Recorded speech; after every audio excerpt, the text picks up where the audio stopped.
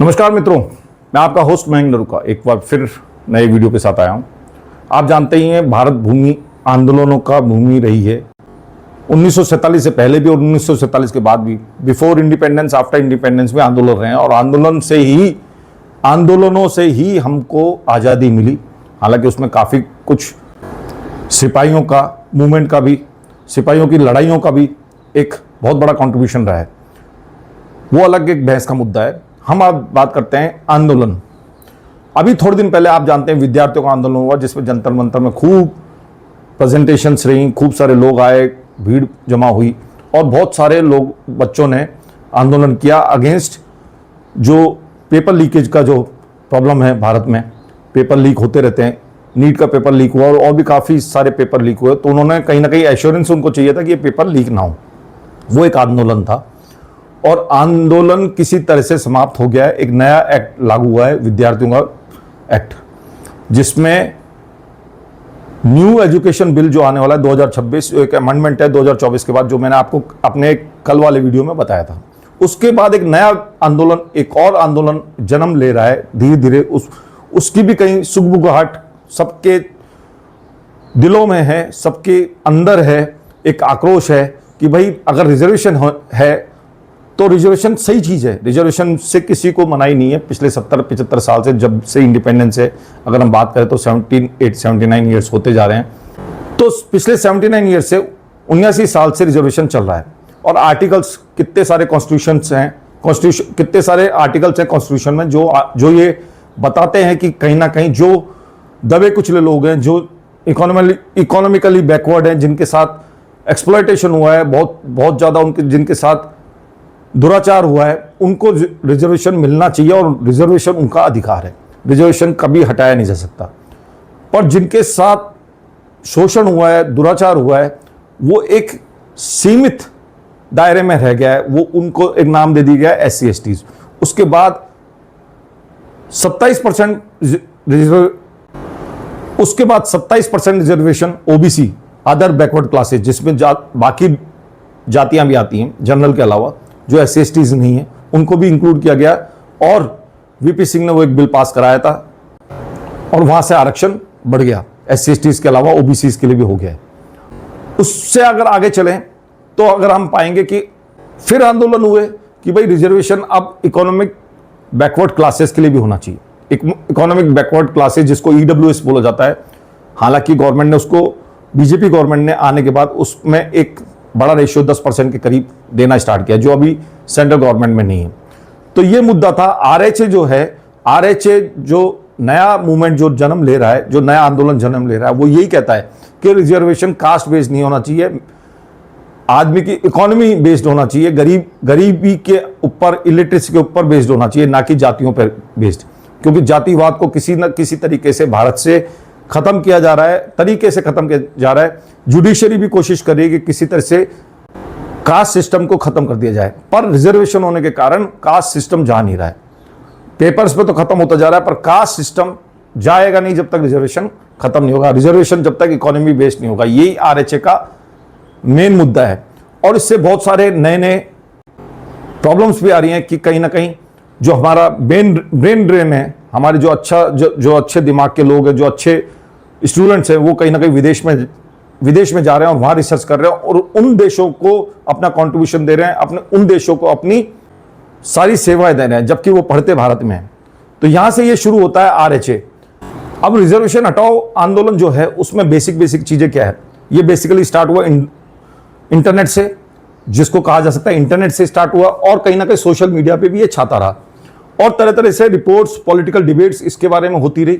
और इसने अपना एक स्वरूप बना लिया है। एक क्लास, पूरी क्लास कह रही है कि कहीं ना कहीं आपकी जाति से हटके ये आपके योग्यता पर आधारित होना चाहिए। इस तरह का एक डिजिटल मूवमेंट चलता आ रहा है और चलता जा रहा है और एक सुगबुगाहट दिखा रहा है। जैसा मैंने आपसे बात करी कि सोशल मीडिया है, वो है जो चिंगारी को छोड़ रहा है, वो स्पार्क को छोड़ रहा है। नेशनल मीडिया पे भी ये चीज़ें सोशल मीडिया के माध्यम से फैलती जा रही है, ट्विटर के माध्यम से फैल रही है, और भी जो फेसबुक है या यूट्यूब है, इस तरह के सोशल मीडिया प्लेटफॉर्म्स हैं, ट्विटर्स है, इन सब से ये मूवमेंट बढ़ता जा रहा है और कहीं ना कहीं अपनी जगह बना रहा है। अब जो ये नया मूवमेंट है, ये एक नई भाषा को जन्म दे रहा है, एक नए मूवमेंट को जन्म दे रहा है। वो बेसिकली बेस्ड है आपके Indian quota system. Indian quota system जो है वो उसको सही करने की कोशिश कर रहा है। कोटा सिस्टम कास्ट बेस्ड ना करके एक प्रॉपर रिफॉर्म के थ्रू किसी माध्यम से सब गरीबों को मिले, इस बात पे बेसिस पे काम कर रहा है। दूसरा जो है इक्वल अपॉर्चुनिटी सबको मिलनी चाहिए, ये बात ये मूवमेंट कह रहा है, ना कि किसी स्पेसिफिक कास्ट को या किसी स्पेसिफिक ट्राइब को दिया जाए। ये सबको मिलना चाहिए जो भी कमजोर है। इसके अलावा ये ट्रेडिशनल एजिटेशन जो हमेशा चलते रहे, जैसे पहले हुआ करते थे कि बैनर उठा के चल देते थे, वो समय चला गया। अब सोशल मीडिया पे ये एजिटेशन चल रहा है, ये सोशल मीडिया पे ये आंदोलन चल रहा है। और उसके अलावा जो सबसे बड़ी कमी है, जो सबसे बड़ी प्रॉब्लम है, वो है cut off. Cut off general के लिए बहुत हाई जाती है या एक पर्टिकुलर जाति के लिए बहुत आगे जाती है और कुछ लोगों के लिए बहुत लो रहती है। जबकि जो भी कॉम्पिटिटिव एग्जाम्स हैं वो होने चाहिए आपकी योग्यता पे बेस्ड, जो कहीं ना कहीं इसमें रिफॉर्म होना चाहिए, इसको सही करना चाहिए। सोशल मीडिया का जो प्रभाव है, सोशल मीडिया का आउटपुट है, सोशल मीडिया का जो बहाव है, वो जो भी कम्युनिकेशन कर रहा है वो इसी पे बेसिस पे है। और वो कहीं ना कहीं जो डिफरेंट माध्यम है, एक्स है जैसे ट्विटर है, वो ये सब बढ़ावा दे रहा है। नेशनल मीडिया भी इस चीज को बढ़ावा दे रहा है और कहीं ना कहीं बातें सुन रहा है। और जो डिस्पैरिटीज है नेशनल लेवल एग्जाम्स की, जैसे यूपीएससी है, नीट है, या जो भी बाकी एग्जाम्स हैं, उसमें कहीं ना कहीं एक समरसता, एक इक्वलिटी लाने की कोशिश कर रहा है। यही बेसिकली इसका कहना है। इकोनॉमिक क्राइटेरिया सबसे इंपॉर्टेंट है। इकोनॉमिक क्राइटेरिया जो इस पूरे आरएचए जो आंदोलन है उसको आगे लेके जा रहा है, उसमें ये कहा जा रहा है कि आप इकोनॉमिक बेस्ड होना चाहिए, यानी कि आपके फाइनेंशियल बेसिस पे रिजर्वेशन होना चाहिए। दूसरा जो इंपॉर्टेंट बात है वो है मेरिट को कहीं ना कहीं प्रोटेक्ट किया जाए, क्योंकि आप जानते हैं कि किसी भी अच्छे एग्जाम में, चाहे वो आईएएस का एग्जाम हो, यूपीएससी का एग्जाम हो, नीट का एग्जाम हो, डॉक्टरी का एग्जाम हो, इंजीनियरिंग का एग्जाम हो, किसको जगह मिलनी चाहिए उस सीट के लिए? जो सबसे योग्य आदमी हो, वो चाहे किसी भी कास्ट का हो या क्रीड का हो, या किसी भी रिलीजन का हो, किसी भी धर्म का हो, उसको मिलना चाहिए। ये जो मूवमेंट है वो इसको बढ़ा रहा है, मेरिट प्रोटेक्शन के ऊपर वर्क कर रहा है। मेरिट प्रोटेक्शन रहेगी तो देश बचा रहेगा, देश बचा रहेगा तो सही योग्य लोग आगे आएंगे। तीसरा जो सबसे इंपॉर्टेंट बात है वो है आपका क्रीमी लेयर का। क्रीमी लेयर कौन है? जो लोग ऑलरेडी रिजर्वेशन का फायदा उठा चुके हैं। बहुत सारे ऐसे उदाहरण हैं जिसमें नाना भी आईएएस है, उसके बेटे भी आईएएस बने, बेटी भी आईएएस बनी, फिर उनके बच्चे भी आईएएस बने और अब पोते पोती भी आईएएस बन रहे हैं। तो इस तरह के एग्जाम्पल्स हैं जिसमें ये कहा गया कि जो क्रीमी लेयर है, जिसका 8 लाख का जो मुद्दा है, 8 लाख से ऊपर इनकम वाले, उनको क्रीमी लेयर में लाया जाए। जो कहने में तो बहुत नॉर्मल है पर वो अभी लागू हो नहीं रहा है, तरीके से लागू हो नहीं रहा है और लोग उसका फायदा उठाए जा रहे हैं। एक ही श्रेणी के लोग अपना रिजर्वेशन लिए जा रहे हैं और बाकी लोग जो हैं, जो वाकई में गरीब है, जिनको वाकई में रिजर्वेशन की जरूरत है, उनको रिजर्वेशन मिल नहीं रहा, उनको आरक्षण मिल नहीं रहा है। नेशनल मीडिया और चैनल कवरेजेस इसका कोई पीछा नहीं छोड़ रहे हैं और किसी तरह से आंदोलन का रूप मिलता जा रहा है। और इन्वेस्टिगेशन जो चल रही है वो भी, उनकी जो इन्वेस्टिगेशन है, रिसर्च वर्क है, वो भी इसी पे बेसिस है कि कहीं ना कहीं इस रिजर्वेशन योग्यता के पे आधारित होना चाहिए। अब जो सबसे महत्वपूर्ण बात है जो मैं आपको बताने जा रहा हूं वो ये है कि जो एक यूनियंस हुआ करती थी 70 के दशक में, 80 के दशक में और 90 के दशक में, यूनियंस काम करा करती थी। यूनियन में एक लीडर हुआ करता था, यूनियन का लीडर ही सारे काम करा करता था। पर आज सोशल मीडिया पे हर आदमी लीडर है, वो अपने पॉइंट्स जाहिर कर सकता है। यही आपने इस आंदोलन में देखा जो जंतर मंतर पे हुआ।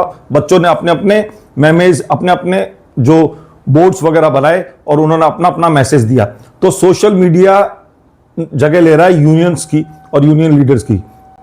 जो कॉन्स्टिट्यूशनल कैप है रिजर्वेशन की वो 50% थी, मंडल कमीशन के बाद 50% तक लागू हुई।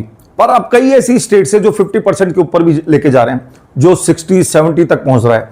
यानी कि जनरल को जो 50% मिला करता था, 50% के करीब हुआ करता था, वो भी अब कम होता जा रहा है। आप देखेंगे 65 से 75% तक लोग रिजर्वेशन ले रहे हैं, बाकी लोग जो 25% बचे हैं उसी में सारी जनरल क्लास फाइट कर रही है। जो योग्य लोग हैं वो उसमें फाइट कर रहे हैं, जिनको अच्छे मेरिट है और जिनका रिजर्वेशन नहीं है वो इस छोटे से ब्रैकेट में काम कर रहे हैं। तो ये सबसे महत्वपूर्ण बात थी। अगर हम पॉलिटिकल लीडर्स, पब्लिक लीडर्स की बात करें, नेताओं की बात करें और बड़े बड़े जितने भी इन्फ्लुएंसर्स की बात करें और भी कई लोगों की बात करें, तो इसके बारे में अगर हम चर्चा करें तो उनके व्यूज भी देख लेते हैं। तो राहुल गांधी कह रहे हैं कि 50% रिजर्वेशन होना चाहिए और कास्ट सेंसस होनी चाहिए, कास्ट बेस्ड सेंसस होनी चाहिए, जो राहुल गांधी कह रहे हैं। बीजेपी कह रही है कि ये जो अपोजिशन वाले हैं, मेनली जो कांग्रेस है या अदर जो अपोजिशन वाले जो लीडर्स हैं, वो एंटी रिजर्वेशन के खिलाफ है, एंटी रिजर्वेशन है बिल के खिलाफ है, ये उनका कहना है। और वो कहते हैं कि हम SC/ST और OBC का कोई भी जितना भी उनका रिजर्वेशन उसको अनटच रखना चाहते हैं और किसी तरह से उसको आगे कम नहीं होने देना चाहते। RSS कहता है कि कहीं ना कहीं रिजर्वेशन इंप्लीमेंटेशन किसी भी जो कमजोर बंदा है उसको होना चाहिए, और यही बात जो यूथ है वो भी यही कहता है कि कहीं ना कहीं ब्रेन ड्रेन नहीं होना चाहिए। ब्रेन ड्रेन होगा तो देश को नुकसान होगा, यही बात सब यूथ इन्फ्लुएंसर्स भी कह रहे हैं। फिलहाल अगर रिजर्वेशन की बात करें तो 27% OBC कोटा है, SC फिलहाल 15% है, EWS 10% है और ST कोटा 7.5% है। तो अनरिजर्व जो रह गया है वो सिर्फ रह गया है 40.5, यानी कि जो बचे हुए हैं जो नॉन रिजर्वेशन वाले हैं वो इसी में फाइट करेंगे। जो सेंट्रल पब्लिक इंस्टीट्यूशन है वो कहीं ना कहीं कोटा दिखा रहे हैं 59.5% के करीब, और जो जनरल क्लास है उसके लिए सिर्फ रह गया है 40.5%। मेरिटोक्रेसी की बात मैं पहले ही कह रहा था कि मेरिट बेसिस होना चाहिए, ब्रेन ड्रेन जिससे ना हो, यही बात सब लोग कह रहे हैं और ये स्लाइड भी बता रही है। जो आर्ग्यूमेंट्स है सोशल एक्शन के लिए वो ये कह रहे हैं कि कहीं ना कहीं पुराने जमाने में हजारों साल पहले लोगों के साथ अत्याचार रहा है और कहीं ना कहीं उनमें बुराइयां रही हैं समाज में, जिसके कारण बहुत सारे जो लोग हैं वो कास्ट बेस्ड डिस्क्रिमिनेशन के हिस्सा बने और कास्ट बेस्ड डिस्क्रिप्शन उन्होंने झेला। और दूसरी जो बात कही जा रही है, जो बात हो रही है वो लेवल प्लेइंग फील्ड की हो रही है, क्योंकि लोगों के पास गरीबी रही है, उनके पास कैपिटल नहीं रहा, मार्जिनलाइज्ड फार्मर्स हैं या बहुत छोटे मजदूर हैं, उनके पास कैपिटल नहीं है कि वो पढ़ाई करके और बाकी चीज करके अपनी प्रोग्रेस को अचीव कर सकें। 4 चरणों में इस मूवमेंट को देखा जा सकता है। सबसे पहले 1990 में मंडल कमीशन आया था जिसमें 27% OBCs हुए। आप जानते हो उसमें कितना ह्यूमन क्राई हुआ, कितना जन आंदोलन हुआ, लोगों ने अपने आप को जला भी लिया और आग भी लगा ली, जिसको इमोलिशन कहते हैं। उसके बाद 2006 में कुछ बच्चों ने क्या, एक पूरे ग्रुप ने जो नीट से थे, जो डॉक्टरी की पढ़ाई कर रहे थे, जो इंजीनियरिंग की पढ़ाई कर रहे थे, उन्होंने कहा था कि भाई जो टेक्निकल बेस्ड इंजीनियरिंग बेस्ड जो स्टूडेंट्स हैं कि भाई इन पढ़ाइयों में, इन एजुकेशन में जो इंजीनियरिंग से रिलेटेड है और डॉक्टरी से रिलेटेड है, इसमें कोटा बिल्कुल नहीं होना चाहिए। उसके बाद 2019 में EWS लागू हुआ और कहीं ना कहीं 10% इकोनॉमिक वीकर सेक्शन के ऊपर, इकोनॉमिक वीकर सेक्शन जो थे उनको रिजर्वेशन मिला। और फिर आज 2026 से जो एक डिजिटल कैंपेन बिल्कुल अलग है, इस पूरे आंदोलन से बिल्कुल अलग चीज है जो 2026 में लागू होने जा रहा है, जिस पर हम चर्चा कर रहे हैं। अब प्रपोज रिफॉर्म्स और अल्टरनेटिव जो हैं, रिफॉर्म प्रपोजल बताया, की मैकेनिज्म बताया, जिसमें यही बताया गया कि भाई समय समय पर जो लोग अमीर हो चुके हैं उनको रिजर्वेशन से बाहर रख देना चाहिए। इकोनॉमिक ऑडिट होती रहनी चाहिए, लोगों का बार बार ऑडिट होती रहनी चाहिए कि भाई कौन लोग अब प्रोग्रेस कर गए, अब किस नए लोगों को इंक्लूड किया जाए।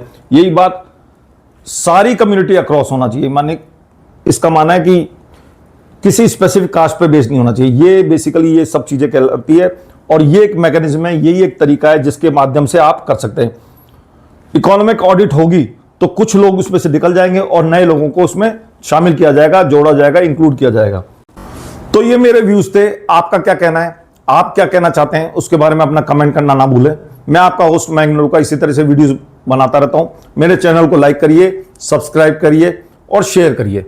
मेरे YouTube चैनल का नाम है एडवोकेट मयंक नरूका। बहुत बहुत धन्यवाद। आपका दिन शुभ रहे।